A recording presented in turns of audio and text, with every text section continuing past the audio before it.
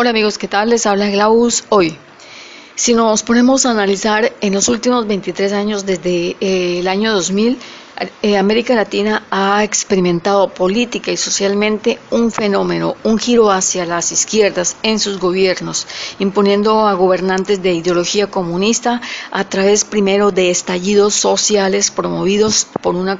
por un monstruo que tiene un sello y que es un criminal con nombre propio llamado socialismo. La táctica de estos comunistas no ha cambiado porque para ellos toda forma de lucha es válida para tomarse el poder por la fuerza. No pudieron por la vía directa de las armas como en Cuba, entonces la nueva vía ahora en América Latina es por la vía de la violencia primero, o sea, incendiar las ciudades con las propiedades comerciales, cajeros automáticos y transporte público a punta de fuego y piedras. Y lo hacen casi siempre un año antes de elecciones presidenciales a las que se han sometido. Lo hacen para amedrentar a la sociedad y hacer ver que no le temen a nada ni a nadie. Y obviamente los gobiernos de turno que han sufrido estos actos violentos de los socialistas se han prestado para el estallido social porque son sus cómplices también y son los que han puesto la chispa, como por ejemplo un aumento de precio del boleto del metro o del transporte en general, o el aumento del precio de la gasolina o una nueva reforma tributaria como sucedió aquí en Colombia. Lo hacen a propósito.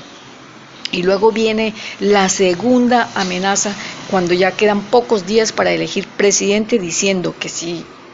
siempre que si no ganan, incendian el país como sea. Esto lo comenzó en Venezuela hace 23 años el comunista militar insurrecto que se creía el nuevo Simón Bolívar moderno, Hugo Chávez. Chávez fue el primero en inaugurar este modelo criminal cuando dio el golpe de Estado y bombardeó Caracas y otras ciudades venezolanas y luego subió al poder mediante fraude. Le siguió Evo Morales, el indígena cocalero que llegó al poder después de una jornada motorizada dirigida por él contra Gonzalo Sánchez de Lozada, el presidente de esa época en su país Bolivia. Le siguió luego en Ecuador Correa. En Chile pasó lo mismo con Boric y en Perú igual antes de que montaran a Pedro Castillo. Todos mediante fraude a la brava nos los impuso la élite globalista y ahora nos tocó a los colombianos con Petro y todo esto fraguado por la izquierda internacional y su nieta, el Grupo de Puebla, con los tentáculos del poder del narcotráfico, del que todos estos países forman parte, apoyados y asociados obviamente por la élite globalista con su agente más sobresaliente, George Soros, quien es el que financia y corrompe medios de comunicación, universidades, ONGs, etc.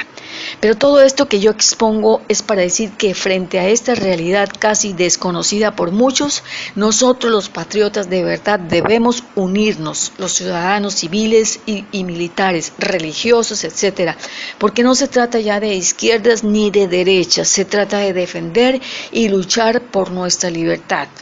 porque estamos a tiempo aún, tenemos que despertar. Y si en estos 4 años Gustavo Petro se desmanda y nuestras fuerzas militares se nos voltean, porque creo que de pronto sí pueda suceder eso, se pueden dividir unas socialistas a favor de Petro y otras no. Entonces, si estas fuerzas militares se nos voltean, tienen que resurgir unas fuerzas de resistencia social también armadas, que se enfrenten y hagan respetar nuestra libertad, don otorgado por Dios y que ningún humano puede ni debe quitarnos. Es muy probable también que la abuela comunista Cuba, así como lo viene haciendo con Bolivia, Nicaragua, Chile, Venezuela y Perú,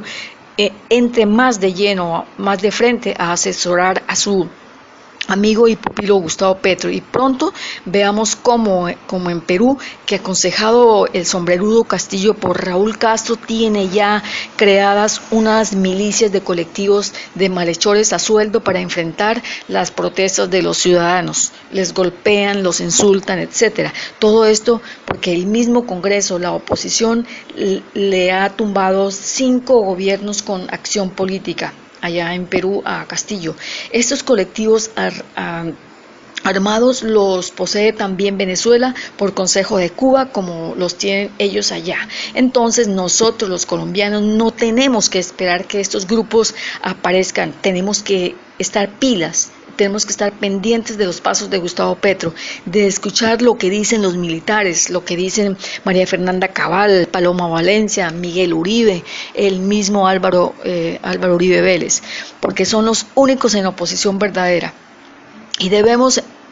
ante todo rezar el rosario diariamente, porque la Santísima Virgen María ha sido intercesora en muchas batallas militares a nivel internacional, y obviamente orar, pedirle a Dios que ilumine a los buenos, porque los malos ya están en el poder y lo estarán por 4 años por lo pronto, dirigidos por ese espíritu maligno, príncipe de las tinieblas, como nunca antes se había visto en Colombia.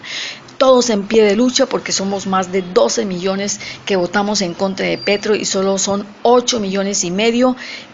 en vista de que no le alcanzaban nunca a la izquierda, nunca le alcanzaban esa cantidad de votos ganar. Entonces la izquierda internacional tenía fraguado el fraude desde hace muchos años para subirlo en este 2022, y Colombia le dijo no al comunismo una vez más, y no, entonces no perdamos tiempo, nosotros no perdimos limpiamente y tenemos que estar en pie de lucha.